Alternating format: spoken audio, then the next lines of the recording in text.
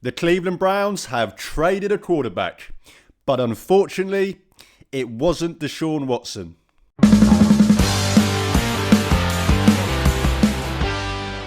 Hey guys, welcome back to my channel, or if you are new here, then please do me a favour and hit that subscribe button.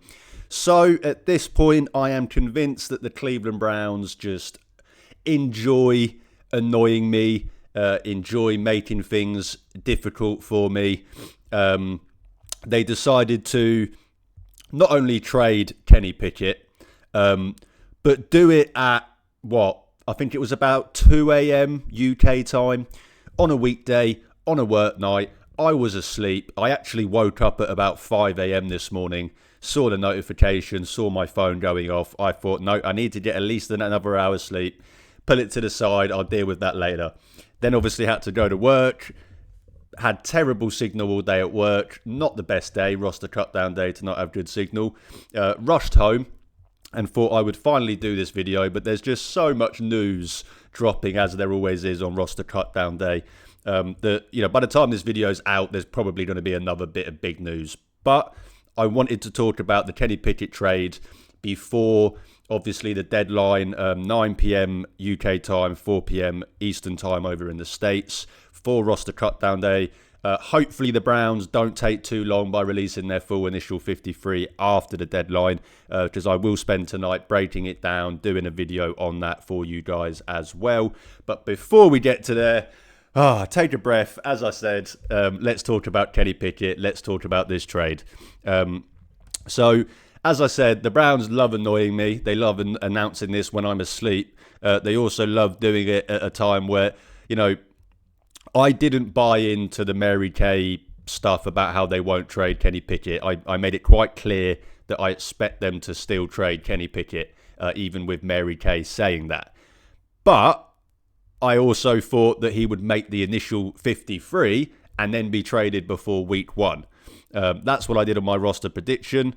As I said, of course, I was going to be wrong. I ended up being wrong. They decided to trade Kenny Pickett before the cut down. As I said, I'm not surprised. This was a move that I expected to happen before week one. I would have been, all the talk about 4 quarterbacks, yes, they could have done it, but I would have been surprised, taking 4 quarterbacks onto the active roster. They decided to just get it done now. 5th round pick from the Las Vegas Raiders, which I've seen a lot of people try and mock, which I don't really understand. I think some people might look at this at face value and think, well, you gave up a 5th round pick for a guy to come to your team for training camp, not play a game, and then you just send him away for a 5th round pick. That is quite impressive. That is I suppose the point we're trying to make, me and other people that, think this is a good move. You've shown no team anything from Kenny Pickett. You've not even played him in a preseason game. So no team has actually been able to see anything from Kenny Pickett this offseason. Yet you've still managed to get the same value back, the exact same return on your investment as what you gave up for a guy that was going to potentially be your starter. And you've traded him away to a team to be their backup. So to get your exact return on investment for a player that, as I said, you acquired with, the hopes and maybe the expectations that they could become your starting quarterback. You gave up a 5th round pick for that. You then showed absolutely nothing of that player to any other team and still managed to get a 5th round pick back. I think that is fantastic business. I know that the whole dunking on Andrew Berry and criticising Andrew Berry for every single thing he does has kind of become like a normal thing now. It seems to be like the meta for Browns fans. We just, anything AB does, AB sucks, AB's terrible. I will call AB out when he deserves to, but I will also give him credit when he deserves it, and he deserves credit from this. This is good business. Again, people might say, well, what was the point of trading for Kenny Pickett then? Well, hindsight is 2020. I think people do forget that the Cleveland Browns had 0 quarterbacks on the roster when they traded for Kenny Pickett. The only quarterback they had on the roster was Deshaun Watson with a torn Achilles, a twice torn Achilles. They had no quarterbacks on the roster. People can say, well, why would you do that if you were then going to draft 2 quarterbacks? No GM is going to enter a draft with no quarterbacks. No GM is going to enter a draft with no players at any position. You don't rely on the draft to find this year's starter. That's not what the draft is for. If you do, great, fantastic, that's a bonus, but that is not what the draft is for. So you can't just enter the draft with no quarterbacks and go, well, it'll be all right, we'll get one, I suppose. That's just borderline. That's not borderline, that is malpractice. That is what a bad GM would do. They made the moves to get some guys in before the draft because you can never guarantee anything in the draft. There was no guarantee they were going to come out with Dillon Gabriel or Shedeur Sanders.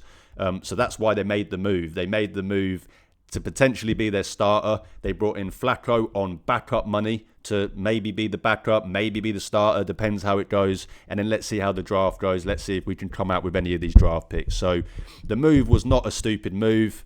Kenny Pickett, I've spoke about this before. I think if it wasn't for the injury, I think he would be the Browns' starting quarterback. I think the Cleveland Browns wanted him to be the starting quarterback. That's why they gave up assets to get him. But unfortunately, the injury basically ruled out any chance that he had. It became quite clear pretty early on, once that injury happened, that Flacco was running away with the job. Of course, Flacco won the job. So, as I and most people agreed, even though I wanted Kenny Pickett initially to be the starter, if he didn't win the job, then he shouldn't have been on the team. Simple as that. Not when you've got 2 rookies that you need to develop. So I'm happy for this move. It does suck to see, someone that I thought was going to be the starter this year. I really did. I was really looking forward to seeing him against Pittsburgh. But he gets a chance to maybe go and play over in Las Vegas. You never know. I mean, you're always one play away as a backup, and if he was kept here, yes, he probably would have technically been the backup, but I think the team would more likely want to see Dillon Gabriel in there than him. And I think Dillon Gabriel has done enough through training camp, through preseason, to show this team that he has what it takes to be that backup. He has what it takes to be that quarterback that is just one play away. And then Shedeur Sanders will be that that third, more developmental quarterback on the roster. Do they sign a quarterback to the practice squad? There's no guarantee. A lot of teams will either carry 2 quarterbacks on the active roster and 1 on the practice squad, or some will carry 3 on the active roster and none on the practice squad. Really depends what they want to do. If they do look to add anyone to the practice squad, my initial thought would probably be DTR, maybe Tyler Huntley, maybe a Kyle McCord, those kind of guys. But I think it is probably unlikely. I think they would just roll with 3 quarterbacks into the season. Of course, if Joe Flacco gets hurt and Dillon Gabriel comes in, Shedeur Sanders is then the backup, and they would probably then sign someone to the practice squad to elevate on game days to be that emergency third quarterback. But,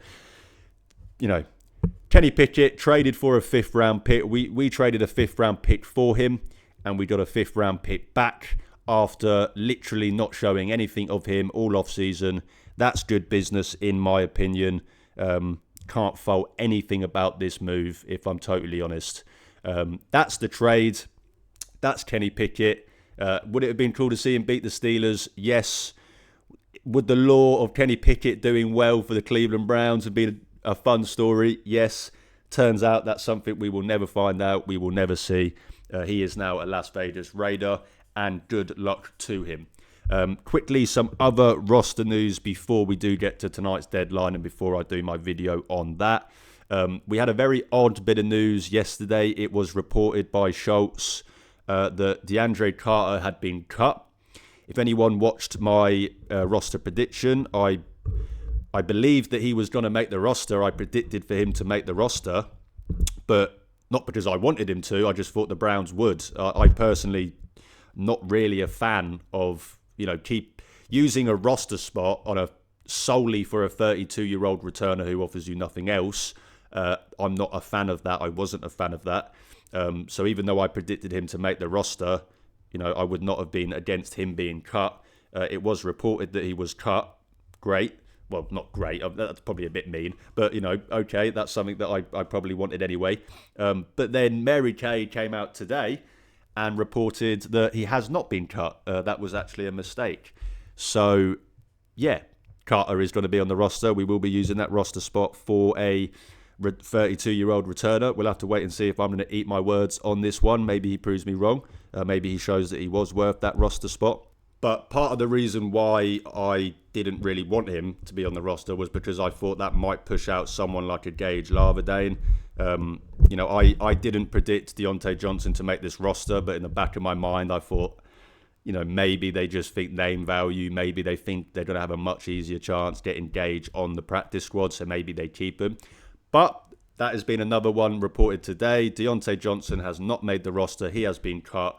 DeAndre Carter was cut, but then apparently wasn't cut. But that still is only 5 wide receivers, so don't want to jinx it. But I'm 99.99% certain that means that Gage Larvadain has made the roster, which is awesome. Great for him, really happy for him, and fully deserved. Another one, Pierre Strong, someone that I actually did have making the roster depending on his concussion. He's been released. I'm sure, as all of us know, Audric Estime, the running back out of Notre Dame that the Browns were heavily linked to in that 2024 draft. He has been released by Denver. Browns are second on the waiver claims. I am pretty certain that they will be putting in a claim for Estime if the Titans don't take him first. So Pierre Strong not making the roster. My best guess is that Amani Marshall makes the initial 53, which is awesome for him. He's had a great camp. If anyone deserves it out of those running backs, it is him. And he does offer that, to be honest, similar role to what an Estime would offer, and more of a bigger body back. But I expect him to then make the initial 53, and they will try and get Audric Estime tomorrow. If they do get him, maybe he then comes in for Marshall as a straight swap, or maybe they just decide to keep four running backs with obviously one extra roster spot being created by the quarterbacks. So there is obviously an extra roster spot available. So we'll have to obviously wait and see where they use that. And the Browns also traded for offensive tackle Leverston, KT Leverston, from the Rams, 7th round pick in 2028. So some high school player will be picked by the Rams via the Cleveland Browns 7th round pick in a few years' time. But I had 3 tackles making the roster. I thought they might go slightly unconventional. 9 offensive linemen, 3 tackles. This maybe confirms that they will carry 4 tackles, but we still don't know the status of Cornelius Lucas's injury, so maybe they still carry 3 tackles. Cornelius Lucas goes onto IR before the season. We'll have to obviously wait and see. But Leverston is a tackle, but he also offers guard versatility as well. So just another guy in that offensive line, quite a few guys that they have in there that offer both guard and tackle versatility. But as I said, if I could probably sit here with the camera rolling, for the next hour, and it would just keep coming through, and I could keep talking about the news that's coming on. But they're the ones that, the bigger ones that I've seen so far, the ones that have come through. I will save all of the rest for my, breakdown of the initial 53 when we get it in 4 hours time as of recording. But that will do it for this video. As I said, wanted to just kind of touch over the Kenny Pickett trade. I didn't hide it. That was someone that I wanted to be the starter when they brought him in. Turns out it didn't work out. Joe Flacco won that job. He provided good competition for Joe Flacco. That's another thing that you got use out of. And they got their exact return of investment back. So can't complain about that. Can't really complain about any of the roster moves so far, other than maybe the DeAndre Carter one. I'm just not the biggest fan of using a roster spot solely for a 32-year-old returner, especially given the new rules and how you have 2 guys back there anyway.